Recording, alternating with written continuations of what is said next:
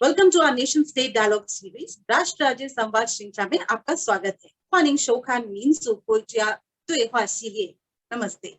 I'm Dr. Geeta Kocher, moderator for today's discussion. Today it's our pleasure to have with us our Venezuelan ambassador, Alfredo Toro Hardy. He has a doctorate degree in international relations from the Geneva School of Diplomacy and International Affairs. He has 2 master's degrees in international law and international economics from the University of Pennsylvania and the Central University of Venezuela, respectively.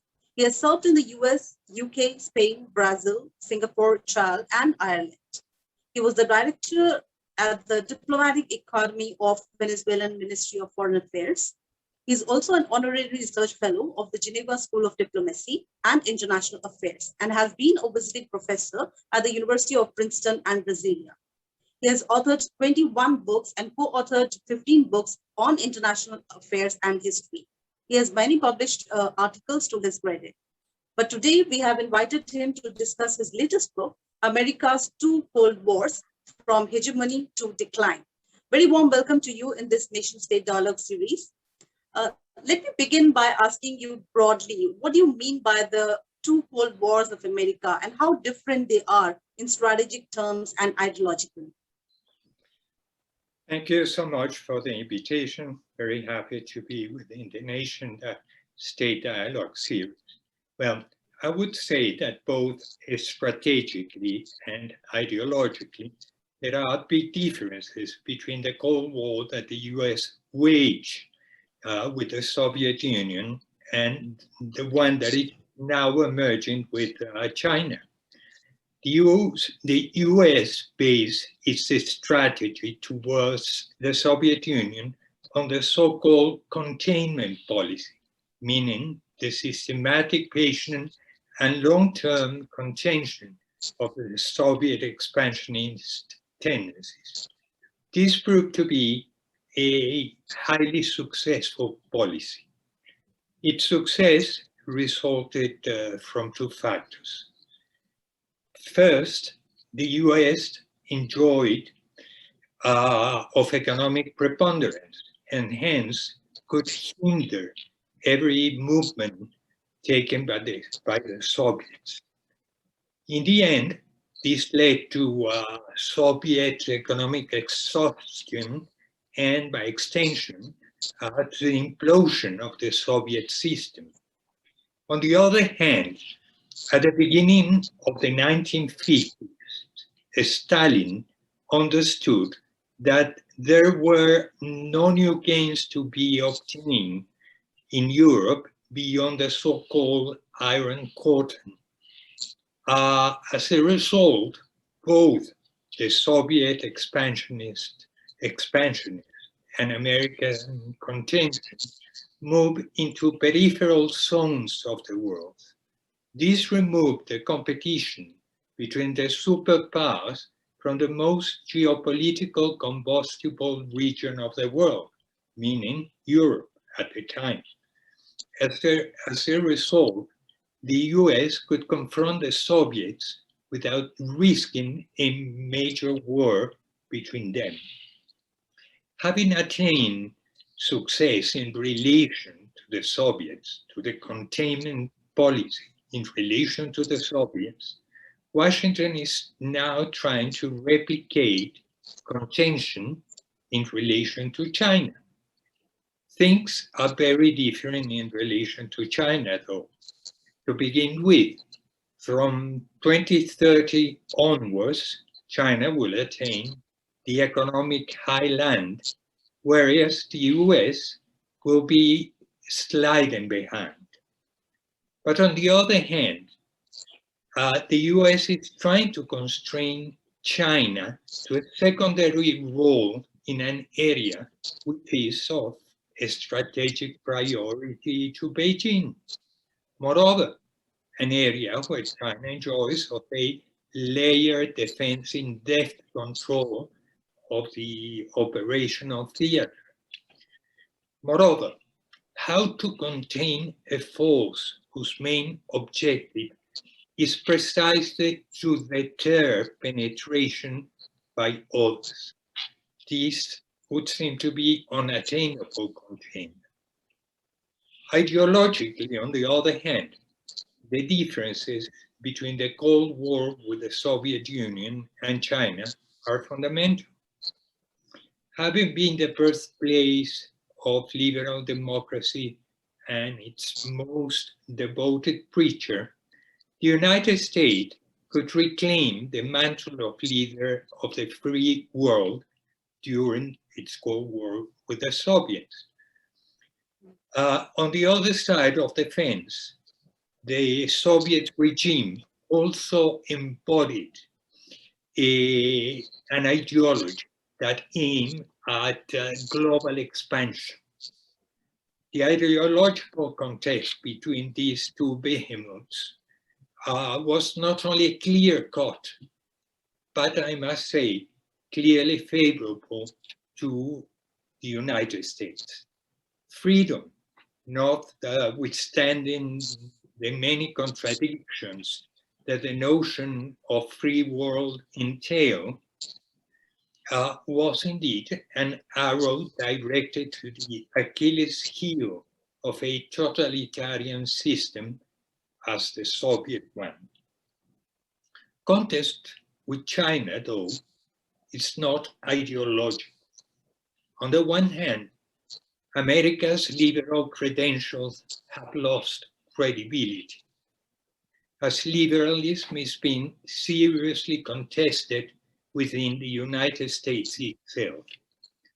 On the other hand, all that matters for China since Deng Xiaoping's days is that the cat catches mice, meaning that the system delivers. An ideological contest, thus, is a non-starter. Rivalry between the US and China is thus being framed in their respective capabilities to provide results, meaning efficiency and not ideology is the core underpinning element of this emerging Cold War. Contrary to the comparative advantage that the US enjoyed in its ideological contest with the Soviets, the US is badly prepared for a competition frame in efficiency terms. America fares poorly in numerous areas in relation to other developed countries, as many of its domestic problems have been left unchecked for a long time. Conversely, during a bit more than 4 decades, China has shown the most impressive historical record in providing results. Yeah, I mean, many scholars have even talked about that China is not planning to replace the liberal, democratic order which the US has created. So in one sense, there wouldn't be an ideological tussle, but there would definitely be, economic competition, or maybe, the contrast that is going to, and I'm sure that we're going to talk on that a little more further. But let me point about, the thing that you've talked about in your book as well, about the decline. So how do you see the hegemonic power of US, as a lot of academic discussion now revolves around the decline, and your book has also talked about from hegemony to decline, right? Yes. The edge that the US had economically and even politically, of course, militarily is also there, has been on the downturn for some years. And I don't say that militarily it's going down, but at least economically, China is catching up very fast. So can you please shed some light on it, whether the decline is going to really reshape the world order in a different manner, or how this Cold War is going to be reshaped because of the power decline or the asymmetry that is going to be created? Yes, of course. Well, as Paul Kennedy has argued, the decline of American leadership is relative and not absolute, and the only serious threat that could accelerate that trend would come from its failure to adjust to a newer economic order. Overreach is certainly America's major threat. This overreach is well symbolized by the US Department of Defense 2012, a so-called Joint Operational Forces concept. According to this document, as a global power with global interest, the US must maintain a credible capability to project military power in any region of the world in support of its global interests. This translates, in practical terms, in maintaining 6 regional combat commands across vast geographical expanses. The Pentagon lists 750 bases in more than 80 countries, while more than 150 countries host US military personnel. Even prosperous democracies such as UK or Germany or Spain or Italy garrison important American forces, which doesn't make any sense. This overstretch of its world power it takes place while numerous domestic problems, as was mentioned before, have been left unbridled for a long time. A few examples come to mind. America's infrastructure currently ranks 23rd in the world, while according to the OECD PISA test that measures knowledge among the students from different, initially from developed countries, but now by a wider range of countries, places American students, rank American students as 25th in math and 21st in science. Conversely, the Chinese students from Shanghai are at the top of the list. The botched management of COVID-19 with its 1 million deaths is testament of America's lack of responsiveness to big challenges. So there is this big contradiction.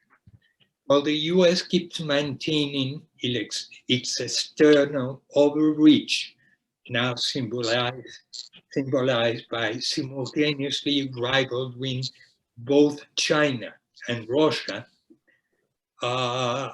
it has numerous unresolved domestic problems and deficiencies. In as long as this contradiction between its global overstretch and its domestic problem persists, its decline, America's decline, would certainly be inevitable. This is something that has happened once and again through history, and there is no reason why it won't happen again in relation to the US. No, I mean, I understand that, at many of the regional, military positions where US was a protector, it has retrieved from it. In fact, if you see in Australia, the Djibouti and what happened in Afghanistan is also something to be looked into. But having said that, I think, even Joseph Nye was talking about the US power being so very strong, especially in terms of biotechnology and artificial intelligence, that probably China would take a lot of time to, cope up with US or even supersede US.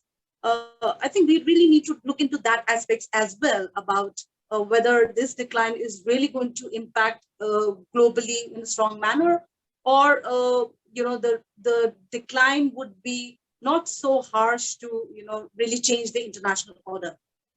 But having said that, maybe as regards to US-China relations, a lot has been recently discussed about the Thucydides trap, and yet we see a different kind of major power relations that are emerging, especially since Biden has come to power.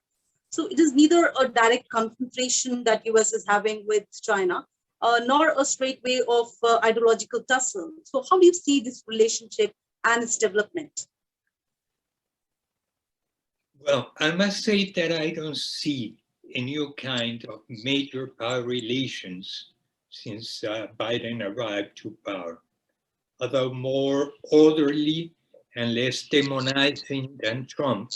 Biden administration aims at becoming more challenging to China by being fitter and smarter. At least this is what they have proclaimed. However, Biden foresees a struggle with China that pits the US against that country. A struggle that can only have one winner because, in Biden's view, China is less interested in coexistence than in dominance. As a result, the task of the United States is to blunt that ambition. That implies containing China. In my view, to see this trap situation, or conversely, a power transition theory type of conflicts are still possible.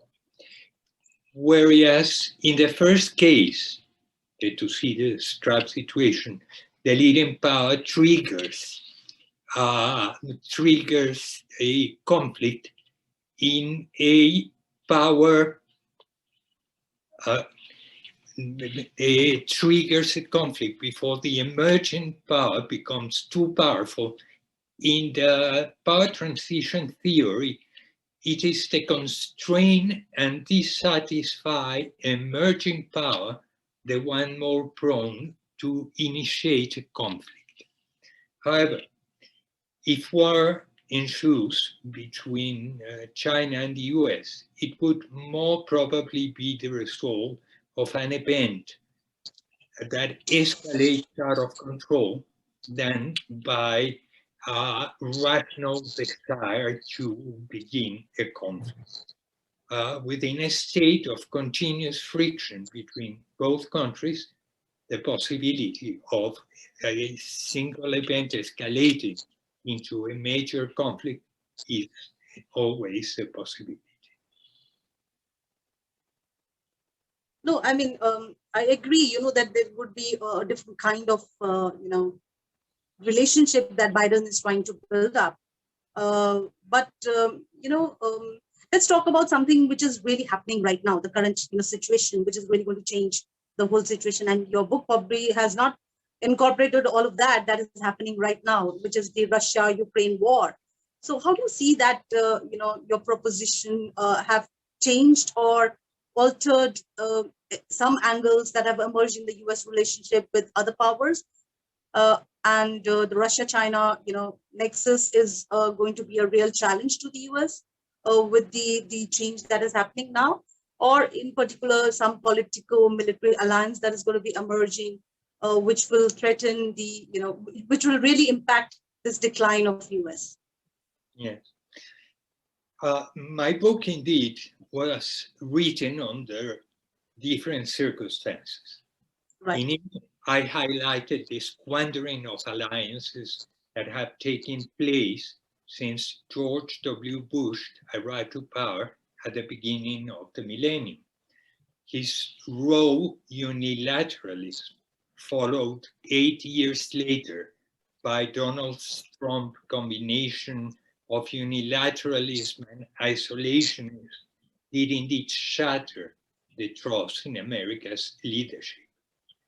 America's allies are finding it extremely difficult to tie their future to a country so prone to extremes and zigzags, particularly so as in 3 years' time, Washington could be inaugurating a fresh Trump administration.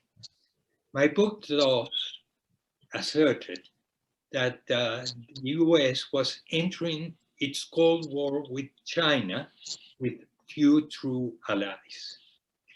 Of course, much of that has changed. The book could not have anticipated the reinvigoration of the Atlantic Alliance of NATO, resulting from Russia's invasion to Ukraine. The true strength of this new situation, however, is a process in the making. Many questions have yet to be answered. Would this alliance survive a long war in Ukraine? What if Le Pen wins next week the French elections, for instance? Would the Atlantic Alliance newfound strength be the same beyond the European scenario? Would it extend itself to the Indo-Pacific? Would it survive if Trump returns to power in 3 years' time?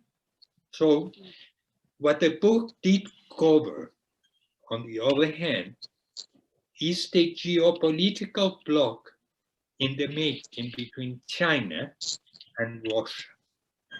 Two countries that the US should have never allowed to coalesce in the way they did. The vulnerability that results for the US from this alliance is huge. Of course, this could not have been predicted at the turn of the millennium. However, since 2008 onwards, that trend was clear. That year, Russia invaded Georgia, making clear that it would not accept further encroachment, further Western encroachments near its border. And at the same time, China's assertiveness toward its region, and specifically towards the United States, began to take shape, began to manifest. So, as from that moment onwards, the trends were clear. Washington should have approached the lesser of the two competitors with the aim of diffusing tension and building bridges with it.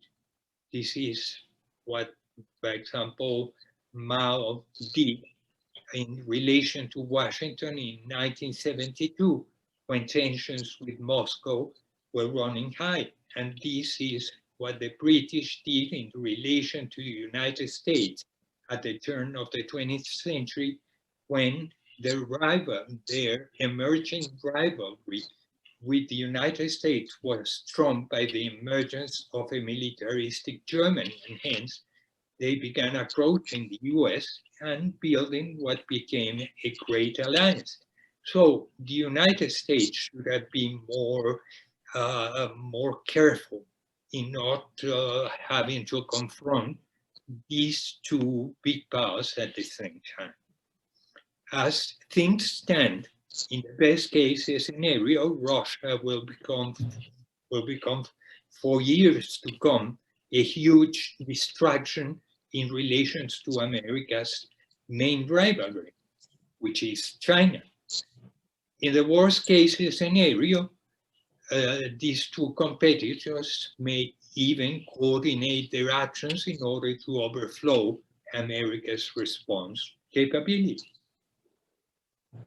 No, I fully agree that, US would not take the risk of direct confrontation with either Russia or China, especially, when all of these are nuclear powers, and when that confrontation is going to really have a lot of impact on its own economy and its own resources, and even maybe the power, But you just pointed out about the Indo-Pacific, and I think US is really pushing towards that Indo-Pacific goal. And many of the other countries in our region, especially, Japan, Australia, they are quite supportive of this. So let's talk about what is happening in the world that I am living in, that is India. And we just had a 2+2 meeting with the, US. So the US, yet US congressmen have a bit of unease with India's stand on the ongoing Russia-Ukraine war. So do you see this is going to impact anything on our ties, or especially, the impact on the Indo-Pacific strategy and how that is going to evolve in future, though that is not directly what you have talked in your book. But I think that is also where we proceed from your book, in terms of how US decline is going to reshape not just the Russia-China alliance, but also about India, Japan, Australia, how they are going to be reunited or linked into a different alliance, or maybe a democratic alliances or something like that. Yes, of course. I must say that during the Cold War between the United States and the Soviet Union, there were clear-cut divides. You had a pro-American camp, you have a pro-Soviet camp, and you also have a non-alignment camp where India plays such an important role. For those that were in the orbit of the Soviets or the Americans, there were clear-cut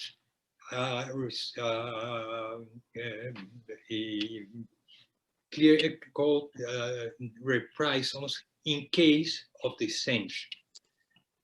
Let's take in the US camp, every time that a government became too independent in relation to America's Cold War objectives, the CIA intervened and you had a coup d'etat. That was the case from Sukarno to Mossadegh to Allende and so on and so forth. On the other side of the fence, in the Soviet camp, well, you have the Soviet troops that forcefully and violently dissolved the protest in East Germany in 1953, or the Warsaw troops that invaded Hungary in 1956, or Czechoslovakia in 1965. And you have the so-called Brezhnev doctrine that from the 70s onwards declared that every dissension within the Soviet bloc will be met by the Warsaw Pact troops. That has changed. That has definitely changed. Right. Nowadays are completely different. Many Latin American countries, and we actually have many Latin American countries today, would be hard pressed if they had to choose allegiance between China and the US. Their main trade partner for the majority of Latin American countries and the many foreign investments, or for a majority of them as well, are the Chinese. Hence, they would be very hard pressed if they have to choose. And if we are talking about America's backyard, Latin America, what happens to the rest of the world? Actually, many East Asian countries have a la carte approach to the relations with China and America, bending towards Washington for security issues and bending towards China for economic matters. So there is a huge of fluidity in the international order nowadays. Within a three big house game, things are getting even more fluid. India epitomizes well this fluidity. It has to lean toward Washington for security reasons, given its difficult relation with China. Hence, India's membership within the Quad. But on the other hand, India is highly dependent on oil inputs, and Russia, it's not only a top oil exporter, but also a land-based supplier, able to eliminate the vulnerability deriving from supplies of oil by sea. America needs to understand India's needs. America needs to understand its foreign policy complexities. But more than that, I would say that Washington has no other option than to give India sufficient latitude, sufficient leverage in its choices, as it keeps needing India as an indispensable partner within the Quad. Hence, we are living in a different world in which countries have a great latitude of actions that they didn't have before. And I truly believe that the fact that India is looking at its own interests would affect its standing in relation to the US or in relation to its alliance within the Quad. Right. I mean, you're absolutely right. India right now is looking at its own interests because it doesn't really want to be, I mean, as you said, it had a non-alignment policy and it really does not want to shift that non-alignment policy to be directly in alliance with US and leave behind Russia, which has been a strategic, defense security partner for decades. And we have definitely, reliance on oil and importing, fuel and all of that. But there is also one of the concerns that India is really facing in its neighbor, where we have a major border problem with China. And we really do not want that, that Russia's dependence because of this Ukraine war grows too much on China. That would really create a different kind of a world where India would have to choose, sides, maybe, where it really has to place itself. But it was an interesting discussion, and we can continue with our, discussion on and on. But we have a limited time, and thank you very much. It was a great pleasure talking to you and listening to you, Ambassador. And hope we continue our interactions. Thank you very much. To our viewers, please keep watching our programs and keep learning. Thank you. Namaste. Thank you so much. Namaste.